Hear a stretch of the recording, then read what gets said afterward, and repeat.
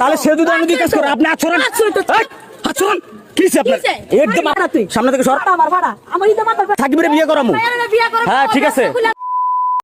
আসসালামু আলাইকুম বন্ধুরা, আশা করি আপনারা সকলেই ভালো আছেন।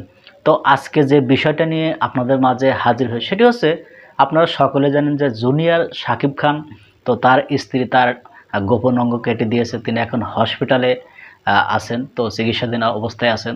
তো আসলে এই তার যে স্ত্রী শেখা, তিনি কতটা উগ্র মেজাজের লোক ছিল, বা যদি কোনো মানসিক ভারসাম্যহীন লোক না হয় এই ধরনের কর্মকাণ্ড কেউ করতে পারে। তো চলুন আমরা দেখি যে এই মেয়েটি আসলে এই শেখা তার মেজাজটা কীরকম ছিল, তার রিয়াকশনটা কীরকম। ভিডিওটা হচ্ছে অনেক আগের, কিন্তু তার কথাবার্তার স্টাইলটা একটু দেখা দরকার। চলুন সে ভিডিও ফুটেজটি একটু দেখি।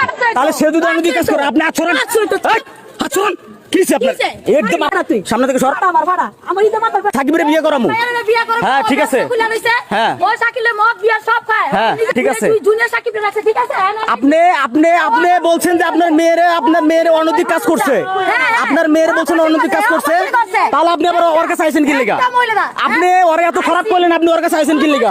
হ্যাঁ আপনি ধরতে আসছেন, আপনি পুলিশ নিয়ে আসলেন না কেন? আপনি পুলিশ নিয়ে আসলেন না কেন? হ্যাঁ হ্যাঁ তাই না? এই মুখ সামলে কথা বলবেন। হাত সরান, হাত সরান, আপনি হাত সরান।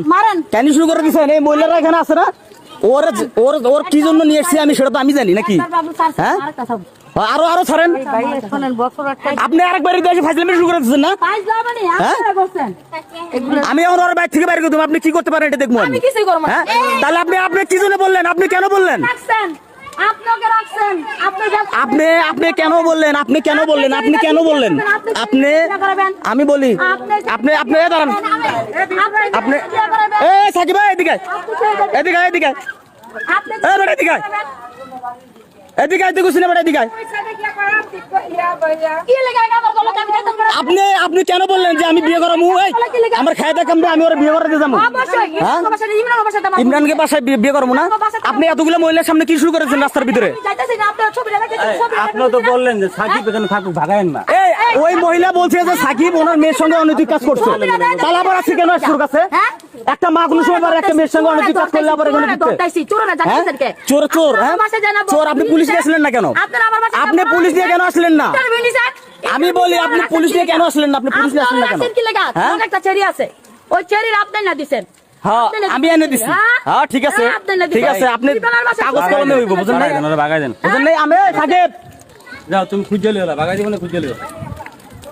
কাহিনী শুরু করে দিছো। হ্যাঁ এই আমার কথা হলো, আপনার লগে আপনার মেয়ের সাথে অনৈতিক কাজ করছে, আপনার মেয়ের সাথে অনৈতিক কাজ করছে, তাহলে আপনি কেন আবার তার কাছে আসছেন? হ্যাঁ চুরি করছে, তাহলে আপনি পুলিশ নিয়ে কেন আসলেন না? আপনি কেন পুলিশ নিয়ে আসলেন না বলেন? ধরতে আসছেন না? সব জায়গায় মানে কাহিনী শুরু করে দিচ্ছেন। আপনার আগের হাজবেন্ড রেখে আসছেন কেন? আপনার আগের হাজবেন্ডে 2 বাচ্চা রেখে কেন আসলেন? আপনি হাত ছড়ান। আপনি আপনি হাত নামায় কথা বলেন। আপনি আপনি আপনি আপনি হাত নামান। হ্যাঁ ঠিক আছে, তুই পুলিশ লয়, তুই পুলিশ লয়ে যা, তুই পুলিশ লয়ে যা, তুই পুলিশ লয়ে যা। হ্যাঁ ঠিক আছে। সুপ্রিয় দর্শক দেখেন, সাকিব কিন্তু এখানে আছে, সাকিবের বাসায় এসে চিল্লাচিল্লি শুরু করছে। আমার কথা হলো যে যেহেতু সে অনৈতিক কাজ করছে, যেহেতু সে অনৈতিক কাজ করছে, আবার সে তার কাছে কেন আসলো? এই সাকিব এদিকে আসো, এদিকে আসো। দেখেন ও হচ্ছে আমার বাসে থাকে, আমি বলছি ওর থাকার সমস্যা, ও আমি ওর চ্যানেল বেস দাঁড় করে দিতেছি।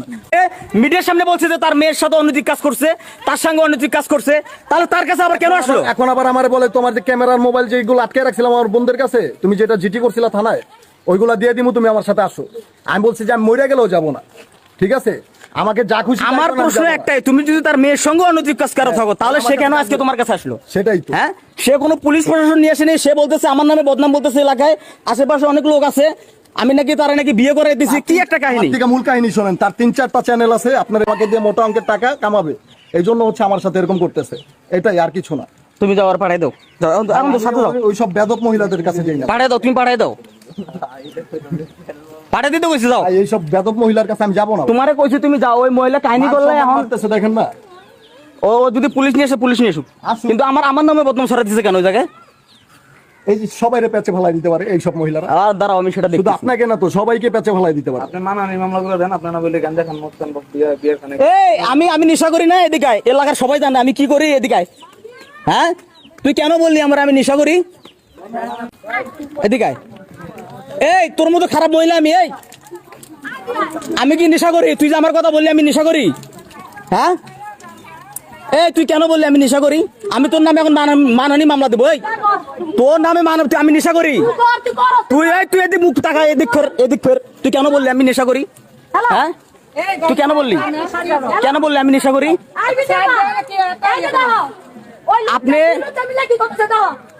আপনি কেন বললেন আমি নেশা করি? না আমি বলি আপনারে, ও আমার কেন বললো? আমি একজন কন্টেন্ট ক্রিয়েটর, ইউটিউবার, মহিলা মানুষ। উনি ক্যামেরার সামনে ওপেনলি বলে তার মেয়ের সঙ্গে নাকি সে অনৈতিক কাজ করছে। তাহলে সে যদি অনৈতিক কাজ করে আপনি আচরণ কি আপনার? একদম সামনে থেকে সর। ফাজলামি করতেছিস না? তোর মেয়ের লগে অনৈতিক কাজ করছে, তুই আসিস কার কাছে? হ্যাঁ চোরের ধরতে আসছিস, ফাজলামি করস? হ্যাঁ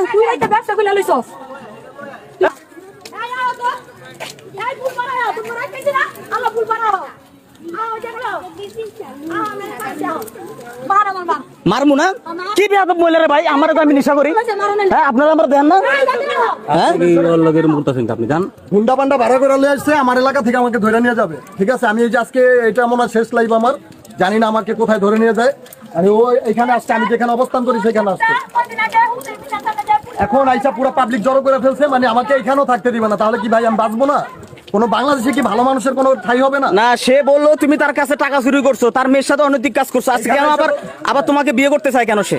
সেটা তার জিজ্ঞাসা, মানে সে আবার চাইতেছে তোমাকে সংসার করার জন্য, বাড়ি করার জন্য, মানে আমাকে নিয়ে তার মানে এটা তার হচ্ছে বিজনেস। হ্যাঁ সে কিন্তু চুরি করে, সে কিন্তু রিক্সার পিছনে পকেট মারে। আপন ছেলেকে দিয়া সে অনেকবার নিজে মুখেই বলে যে আমি চুরি করি। দেখছেন মুখের ভাষা শুনছেন? মুখের ভাষা শুনে আপনারা বলবেন যে মানে এই মহিলাটা কোন প্রকারের লোক, কেমন টাইপের লোক। মানে এর মতো ফালতু মহিলা মনে আমার জীবন আমি দেখিনি। আরে এখন সোশ্যাল মিডিয়া কেমনে কি করা লাগে এটা আমি করতেছি। তো বন্ধুরা আমরা স্ক্রিনে সে ভিডিও ফুটেজটি দেখলাম, তো আসলে মানে খুবই উগ্র মেজাজের একটা মহিলা, তো খুবই চরম ধরনের একটা বেদব মহিলা। আমার কাছে খুবই খারাপ লেগেছে। এই ধরনের কর্মকাণ্ড কেউ করে, অবশ্যই যদি এই জুনিয়র সাকিব তার যদি কোনো অপরাধ থাকে তিনি মামলা করতে পারতেন, আদালতে যেতে পারতেন, কিন্তু সেটি না করে তিনি উল্টো তার গোপন অঙ্গ কেটে দিয়েছে। এটা খুবই খারাপ লাগার মতো একটি ঘটনা। তো এই বিষয় নিয়ে আপনাদের যদি কোনো মতামত থাকে অবশ্যই কমেন্ট বক্সে জানিয়ে যাবেন। তো বন্ধুরা ভালো থাকবেন, সুস্থ থাকবেন, দেখা হয় পরবর্তী কোনো ভিডিও নিয়ে। সে পর্যন্ত ভালো থাকুন, আল্লাহ হাফেজ।